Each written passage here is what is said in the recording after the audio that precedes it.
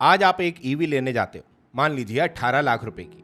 आपको लगता है ये पूरा पैसा टाटा को, महिंद्रा को या एमजी को जा रहा है, क्योंकि गाड़ी पे उनका लोगो लगा है। लेकिन एक रियलिटी चेक सुनिए। किसी भी इलेक्ट्रिक व्हीकल में अकेला बैटरी पैक ही टोटल व्हीकल का कॉस्ट 30 से 40% ले लेता है।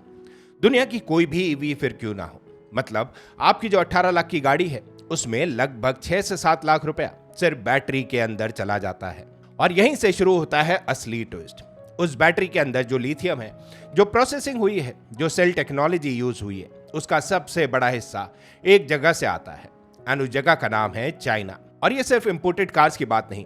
टाटा नेक्सॉन ईवी, जिसे हम गर्व से मेड इन इंडिया कहते हैं, उसकी बैटरी एक जॉइंट वेंचर से बनती है, जिसका पार्टनर है चाइना की कंपनी गुआक्सान हाईटेक। तो जब आप मेड इन इंडिया का बैज देखकर ईवी खरीदते हो, तब भी उसके कोर में एक चाइनीज हिस्सेदारी यहाँ पे छुपी होती है। क्यों? क्योंकि चाइना के पास वो है जो दुनिया में किसी के पास नहीं है, लिथियम प्रोसेसिंग का कंट्रोल।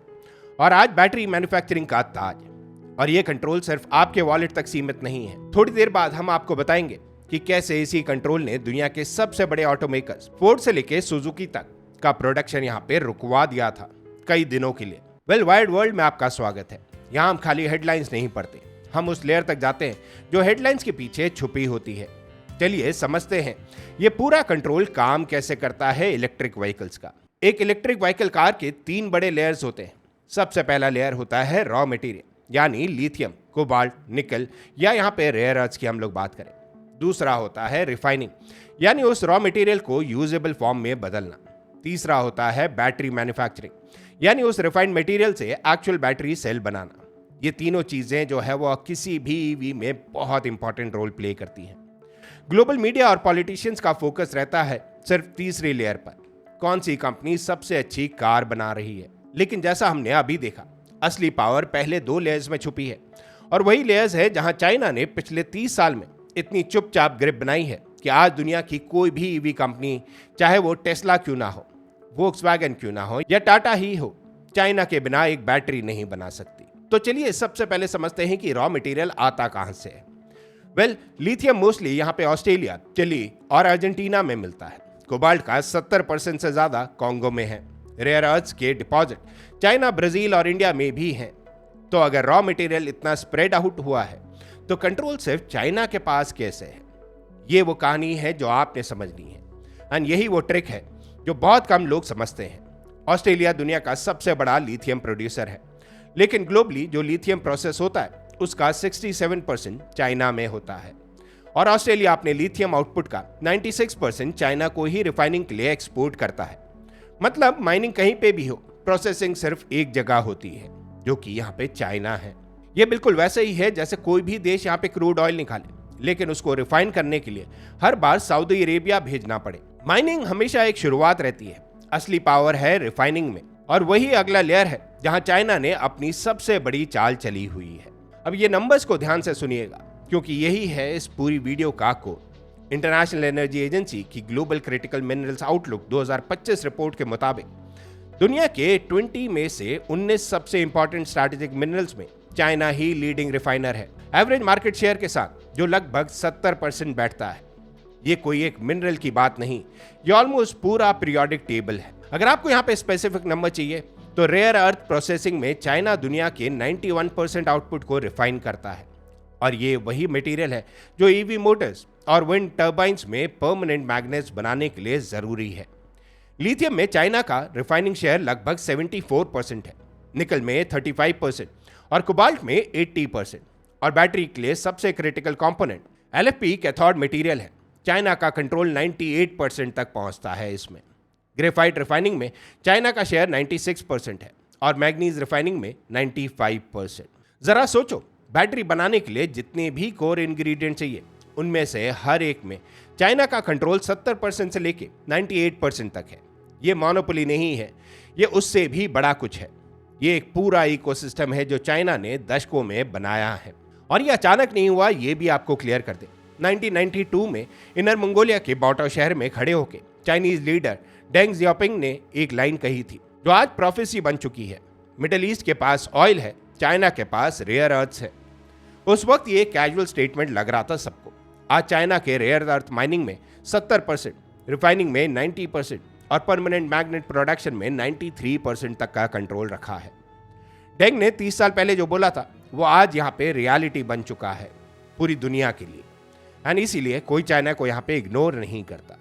बट अब आते हैं तीसरी लेयर पर, एक्चुअल बैटरी बनाने वाली कंपनीज।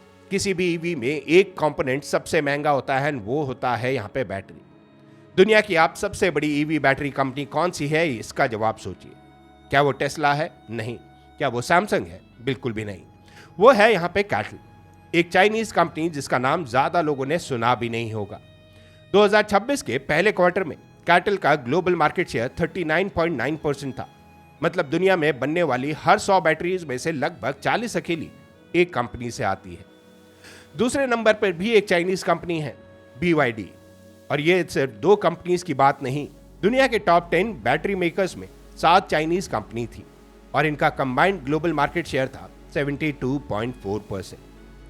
अब जरा आप लोग इमेजिन करो, अगर दुनिया के स्मार्टफोन्स के 72% चिप्स सिर्फ एक देश की कंपनीज बनाती तो हम इसे एक बहुत बड़ा जियोपॉलिटिकल रिस्क मानते।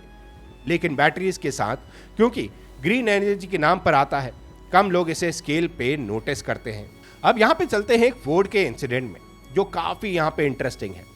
अप्रैल 2025 में यूएस चाइना ट्रेड टेंशंस के जवाब में चाइना ने 7 रेयर अर्थ एलिमेंट्स पर नए एक्सपोर्ट कंट्रोल लगा दिए, जिनके बिना ईवी मोटर्स और डिफेंस इक्विपमेंट बनाना नामुमकिन है। ये टेक्निकली एक लाइसेंसिंग सिस्टम था। कोई कंपनी यहाँ पे एक्सपोर्ट नहीं रोक रही थी, बस हर शिपिंग के लिए बीजिंग से परमिशन चाहिए थी। लेकिन परमिशन मिलने में हफ्तों, कभी महीनों का टाइम लग गया। रिजल्ट क्या हुआ इस चीज का? 4 अप्रैल को कंट्रोल्स अनाउंस हुए और कुछ ही हफ्तों में यूएस, यूरोप और जापान में ऑटो इंडस्ट्री की सप्लाई डिसरप्शन फेस करनी पड़ गई उन लोगों को। फोर्ड को अपने शिकागो प्लांट में एक्सप्लोरर एसयूवी का प्रोडक्शन एक पूरे हफ्ते के लिए रोकना पड़ा, रेयर अर्थ मैग्नेट्स की कमी की वजह से। जापान में सुजुकी को अपनी स्विफ्ट कार का प्रोडक्शन रोकना पड़ा। जर्मनी को ऑटो लॉबी वीडीए ने खुलेआम कहा कि अगर सिचुएशन नहीं सुधरी तो प्रोडक्शन आउटरीच अवॉइडेबल नहीं रहेंगे। और इंडिया का क्या हुआ इन सब में? इंडिया के ऑटो मेकर्स, जिनमें बजाज ऑटो भी शामिल है, उनको एक भी लाइसेंस नहीं मिला था और उन्हें यहाँ पे जून की स्टार्टिंग में प्रोडक्शन रोकने की नौबत आने वाली थी। ये कोई एक्सीडेंट नहीं था, ये एक डेमोन्स्ट्रेशन था चाइना का कि अगर चाइना चाहे तो दुनिया की पूरी ऑटो इंडस्ट्री एक साथ यहाँ पे स्विच ऑफ हो सकती है। बट कुछ ही महीनों बाद यूएस चाइना टॉक्स के बाद ये रेस्ट्रिक्शन कंप्लीटली सस्पेंड हुए। लेकिन मैसेज यहाँ पे क्लियर हो चुका था तब तक। कंट्रोल अभी भी बीजिंग के हाथ में है और इस चीज को कोई डिनाई नहीं कर सकता। इस कंट्रोल का फायदा चाइना सिर्फ रॉ मटेरियल तक नहीं, पूरी कार तक ले गया है। जनवरी 2026 में एक हिस्टोरिकल मोमेंट आया। BYD ने अपनी बैटरी पावर्ड कार्स की सेल्स में 28% की ग्रोथ के साथ 2.26 मिलियन यूनिट्स बेचकर टेस्ला को ओवरटेक कर दिया, जबकि टेस्ला की डिलीवरीज 8% से गिरकर 1.64 मिलियन यहाँ पे रह गई। और सबसे इंटरेस्टिंग बात है कि ये ट्रेंड रुकता हुआ नहीं दिख रहा। मई 2026 में चाइना ने record 4,48,000 electric passenger vehicles export किए, जिनकी वैल्यू थी $9.2 बिलियन, जो पिछले महीने के रिकॉर्ड से भी ज्यादा थी। यूरोप इससे इतना थ्रेटन फील करता है कि ईयू ने चाइनीज ईवी पर 35% तक के नए टैरिफ लगा दिए, जो पहले से लगे 10% ड्यूटी के ऊपर है। ये कहकर कि चाइनीज बैटरी ओवर कैपेसिटी की वजह से रॉ मटेरियल्स आर्टिफिशियली सस्ती कीमत पर मिलते हैं, जिससे वेस्टर्न कंपनीज यहाँ पे कम्पीट ही नहीं कर पाती। यहाँ एक इंपॉर्टेंट चीज समझना जरूरी है मगर आपको, जब चाइना ईवी एक्सपोर्ट 3 गुना बढ़ा सकता है तो वो सिर्फ गाड़ियां नहीं बेच रहा, वो अपनी करेंसी, अपनी टेक्नोलॉजी और अपना स्ट्रैटेजिक इन्फ्लुएंस भी एक्सपोर्ट कर रहा है साथ में। बट अब सवाल आता है कि इंडिया कहाँ खड़ा है इस पूरे गेम में? सच कहूं तो थोड़ा अनकंफर्टेबल जगह पर। इंडिया की इलेक्ट्रिक व्हीकल्स में यूज होने वाली 75% लिथियम आयन बैटरीज चाइना से आती है और इंडिया का बैटरी इंपोर्ट बिल 2019 में जो था $384 मिलियन, उससे बढ़कर फाइनेंशियल ईयर 2025 तक पहुंच गया $3 बिलियन। इनफैक्ट उससे भी ज्यादा यहां पे हो चुका है। गवर्नमेंट ने इसको कंट्रोल करने के लिए 2021 में ACC PLI स्कीम लॉन्च की थी। 50 गीगावाट डोमेस्टिक बैटरी मैन्युफैक्चरिंग का टारगेट रखा गया था, लेकिन 2025 तक सिर्फ 2.8% का टारगेट ही अचीव हुआ, सिर्फ 1.4 गीगावाट, और वो भी सिर्फ एक कंपनी ओला इलेक्ट्रिक ने बनाया।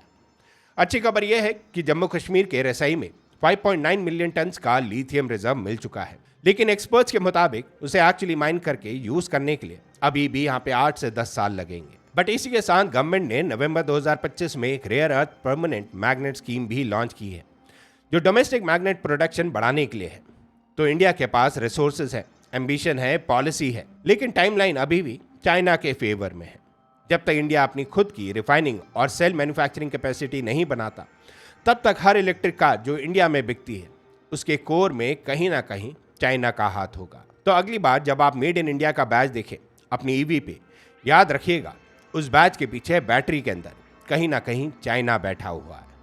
ईवी रेवोल्यूशन क्लाइमेट के लिए अच्छा हो सकता है, लेकिन जियोपॉलिटिक्स के लिए ये एक नया ऑयल है और इसका सबसे बड़ा कुआं चाइना के पास है।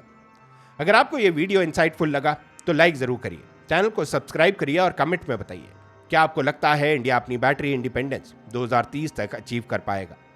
मिलते हैं आपसे अगली वीडियो में। Thank you so much for watching our channel. Stay healthy, stay wired.